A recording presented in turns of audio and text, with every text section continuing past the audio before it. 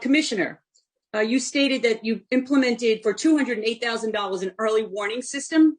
When did that get put in place?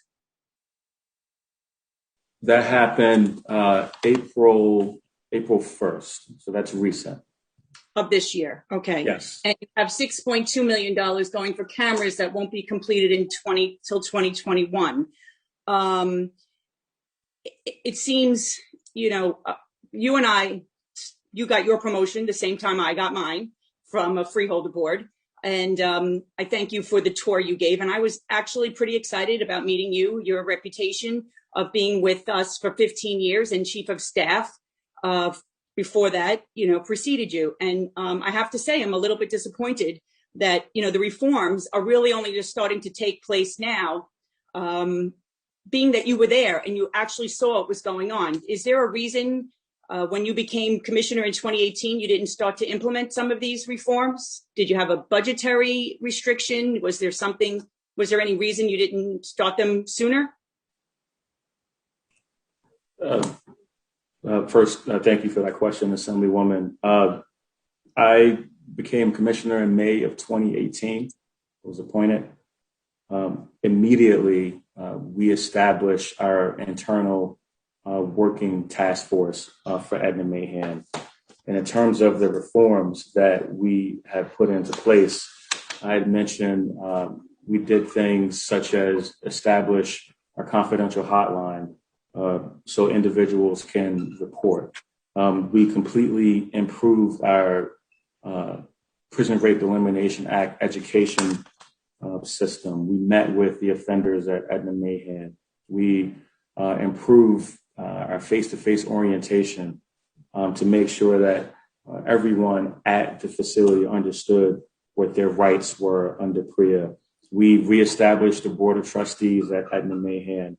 We increased the female leadership at Edna Mahan. We increased the number of gender-restricted posts. So these are things that happened. Again, I was appointed in May of 2018. These are things that happened in relatively short order. The things that we're talking about now are additional reforms, body-worn cameras, the camera project, which you mentioned. The camera project would have been likely completed sooner, but it's a capital project. We have processes that we have to go through Treasury, and we're also battling a pandemic at the same time. So we had to, at some point, we had to limit the amount of foot traffic that was coming in and out of facilities. I say all that to say that it's just simply inaccurate to say that this administration has not acted with expediency as it pertains to any of the reforms that have been made. Assemblywoman, can I just, Commissioner, with regards to your camera installation and some of the efforts that you had put forth, you said that there was processes that were filled. Being that you were under oversight at that point, because I think oversight was already kind of into play when you came in. I remember you talking about it your first hearing, more or less. Are there any priorities that are given to your department, being that obviously you have certain items that you must fulfill as soon as possible, especially over oversight? Meaning, does your timeline get lessened, or does your request get in the pipeline sooner than anybody else's? Because I think that's important for us to also know if we can be helpful with that. Thank you for clarifying that, Chairwoman. The answer to that is no.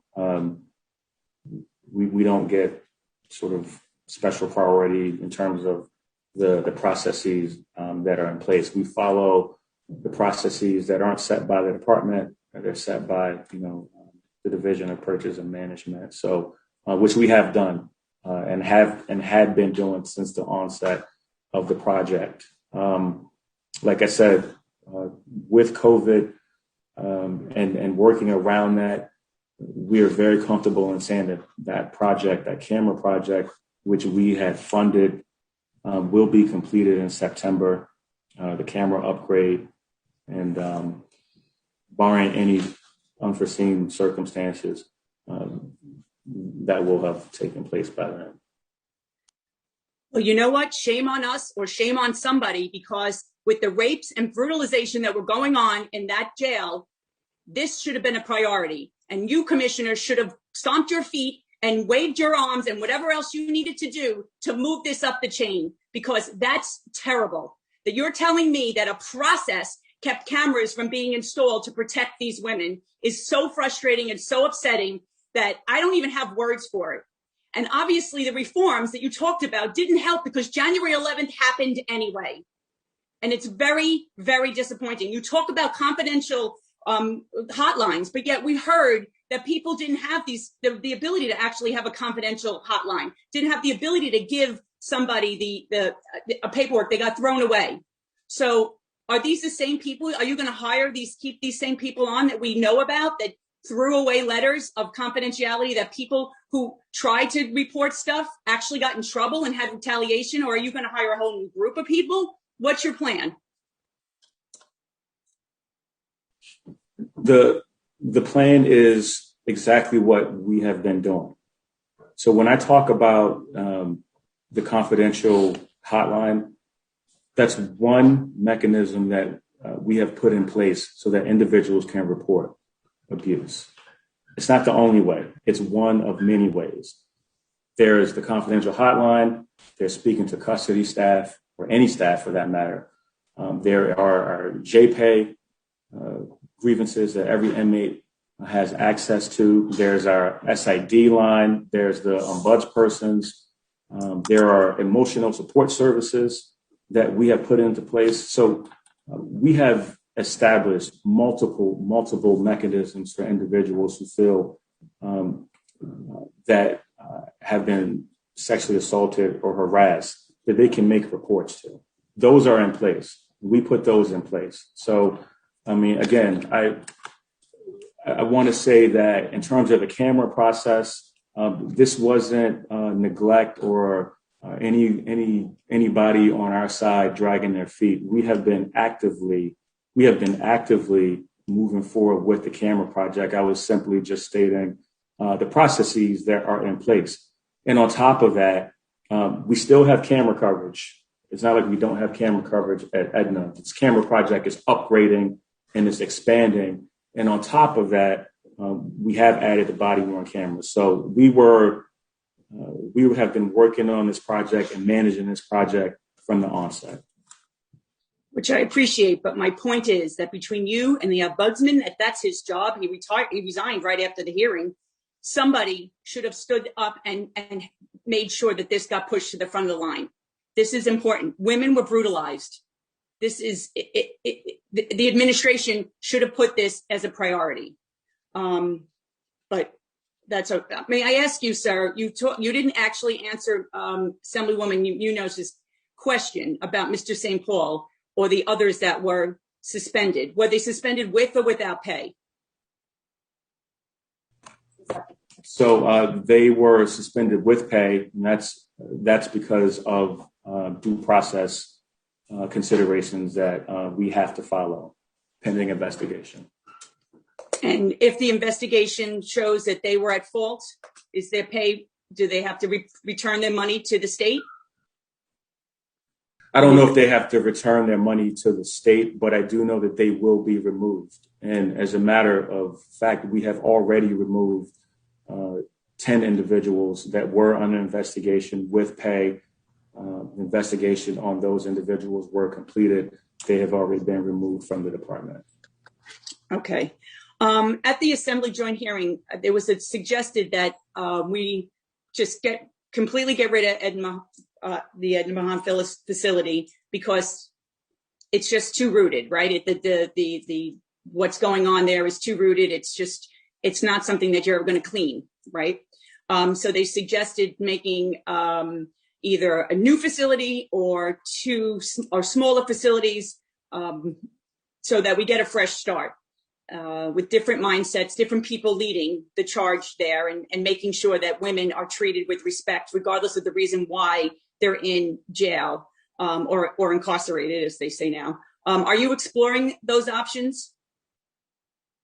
So as part of our agreement with the Moss Group, the consultant that we have retained, the physical plant of Edna Mahan is one of the things that they will be looking at and making a recommendation. So yes, that is on the table.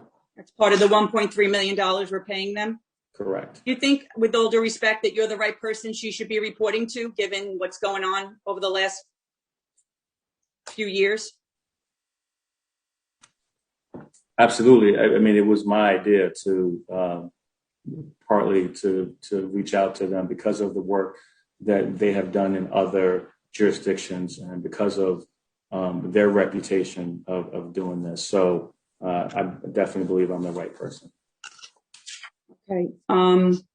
Also, a while back, and maybe COVID got in the way, but to Assemblyman Spearman's point, when prisoners are released, we have there's a group called the Global Prison Seminaries Foundation, and they were trying to get in touch with you and trying to reach out to you. And they came to my office and they came to several other offices, and it's minimal cost. I think that it would be a savings. And so I would suggest to you, sir, that you reach out to them, because not only does it help them while they're in prison, it'll help them when they get out of prison. And that in the end is our goal for all our inmates. And maybe the gentleman at the parole board, maybe you're the group that I should have reached out to, but I didn't hear back from you, Commissioner, about that. As a matter of fact, I couldn't even get your cell phone number, which was a little bit disappointing as an Assemblywoman.